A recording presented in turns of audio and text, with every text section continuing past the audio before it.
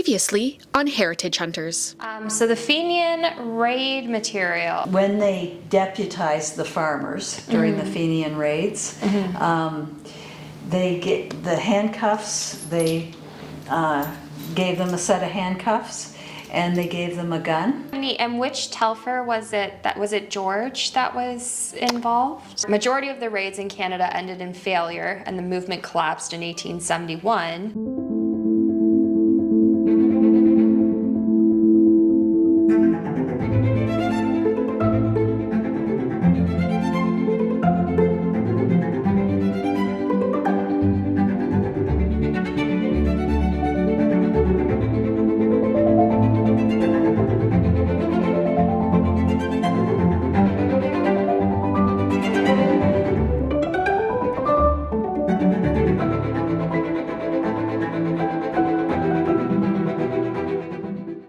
So we can start wherever you would like to start. So we have a couple of pictures of Grandma Beatrice, and I think I talked a little bit about, her father went for a while up to northern Michigan to the logging camps. I don't know why, he didn't work here or why they went up there. There must have been some kind of incentive. Yeah. And he married while he was there and had 4 little girls, and his wife died suddenly. And he brought the little girls back to Sarnia to his mother, and she kept them for a little while, and then he took the 3 oldest girls back up to Michigan and left my grandmother, who was a baby, with his grandmother. Yeah. And when we were up to northern Michigan the last time, how Grandma Beatrice had proof that she was born. Yeah. It was written in the Bible, and that's how she proved to the government that she was born in northern Michigan. She later came back and became a Canadian by voting, apparently. She lost her citizenship by voting at 21. Yeah. And I guess back then it wasn't caught. In fact, I've always sort of chuckled about Mother always liked little extra jobs for a little bit of money. And she worked for the elections. And of course you had to be a Canadian citizen to work for the elections. But that was not necessary or caught. And when we had a point where you had to have a little crossing card to go into Michigan, and Mother was preparing this, we were going, and we had to have a picture taken and what have you. And when it came time for my mother to get her card, they said, "You are not an American, and you are not a Canadian." So she had to take out Canadian citizenship in order to. But this was done after I was born, and probably maybe 10 years old. So that would be, she was born in 1907, and this was probably 1945. So all those years had passed. Oh my gosh. Wow. Could you, I don't know how I would feel if somebody told me you're neither an American or Canadian. Right. It's like, well, where do I belong? Well, I think they even used that word, you were a nobody. But I think back then too, you cross the border, there was nobody asking you any questions at the border or anything. No. You can't, even in my time, I remember going in the boat with Mom and Dad, and just go right we just across. went to wherever we wanted on the American side. Yeah. Even with the bridge, you could just walk across or whatever. Yeah. I actually have a picture of Mom when she was like a couple years old, standing when they were building the Blue Water Bridge. Aww. And then we walked the new bridge when it opened. Yeah. And that was a weird feeling, how you could just walk over there, and I think we got thirsty and went to McDonald's and had something to drink and turned around and walked all the way back to Canada. Yeah. That would have been quite the day. But we weren't alone. There were thousands of others. And there's a lot of commemorative things that came out of that day too, because I've seen a lot of like nails, commemorative nails. That Yeah, people and there was a got. coin. There was a coin too. Yeah. I mean, it was a special day. That's a huge part of history here, so it makes sense. Well, and we wanted a picture of Mom with that bridge because we had a picture of her. Well, you know, gotta when at they were that building point. the other bridge, The first, right? yeah. I mean, you gotta. It's full circle. Because that would have, the other bridge would have been built in when, 1930? I was just a year and a half old in that original picture, so it'll be 37. Something, 37, yeah. Yeah.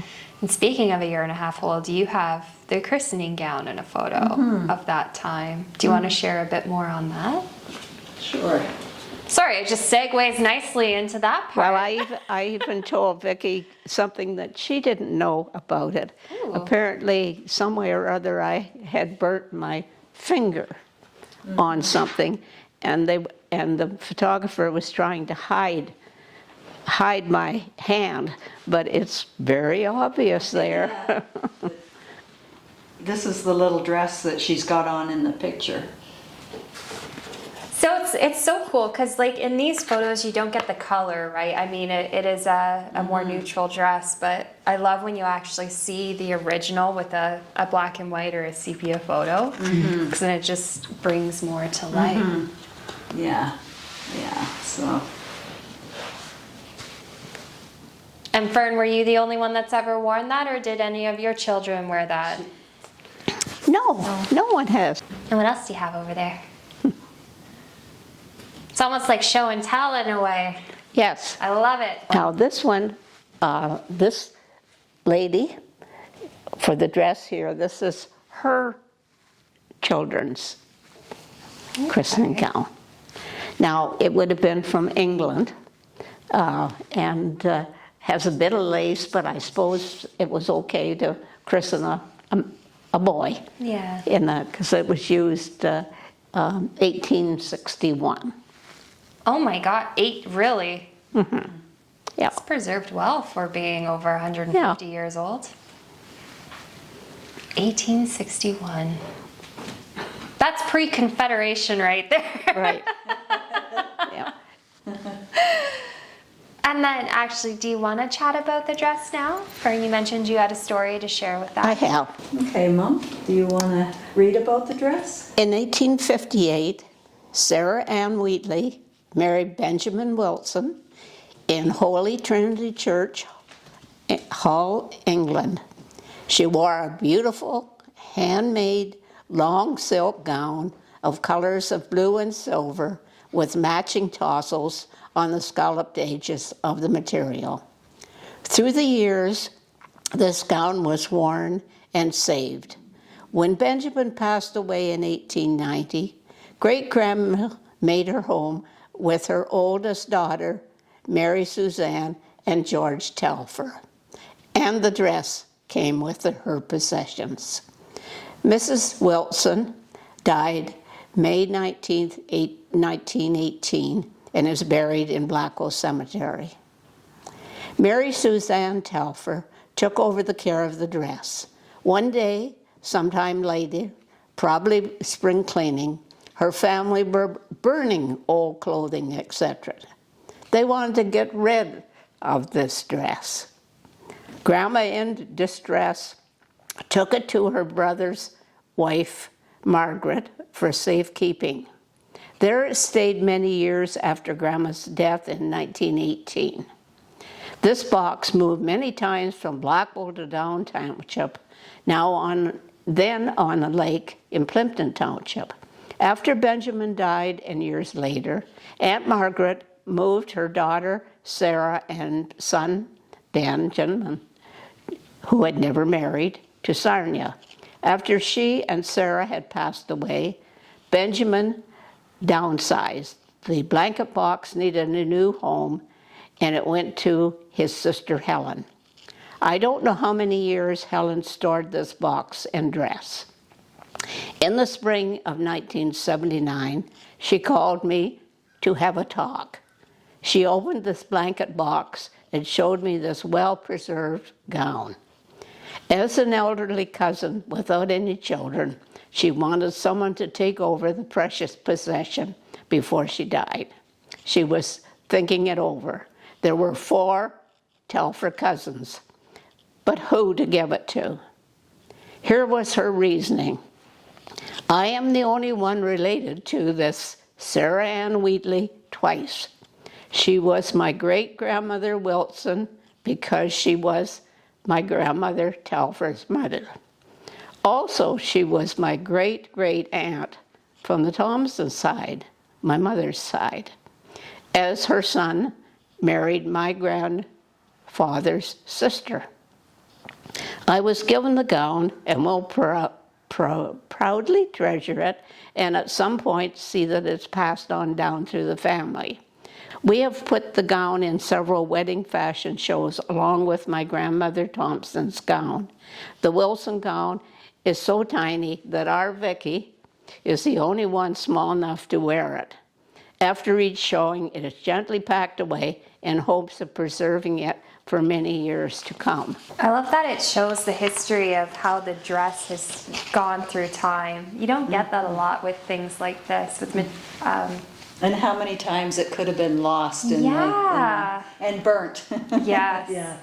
What I thought was kind of interesting about the dress is, you know, they weren't made for people to wear just once, like they make them now, is that... there were no zippers, of course. Yeah, and the bustle part of it that would go to the back was worn for the special occasion, but the dress can be turned around. It's tied with a string, so if the woman became pregnant later and wanted to wear the dress, there was enough room To grow. in it. Yeah, because the waist is really small, but the tie expands, so it could be be worn if the waist got bigger. That's cool. I love it. Next time on Heritage Hunters. Story. This is the armchair that my great-grandfather, John Telfer, sat in on his trip to Lambton County in 1855. It was winter, and it would have been by horses towing a wagon-type sleigh. I can't walk in his steps, but I can sit in his chair and tell you what I know about him.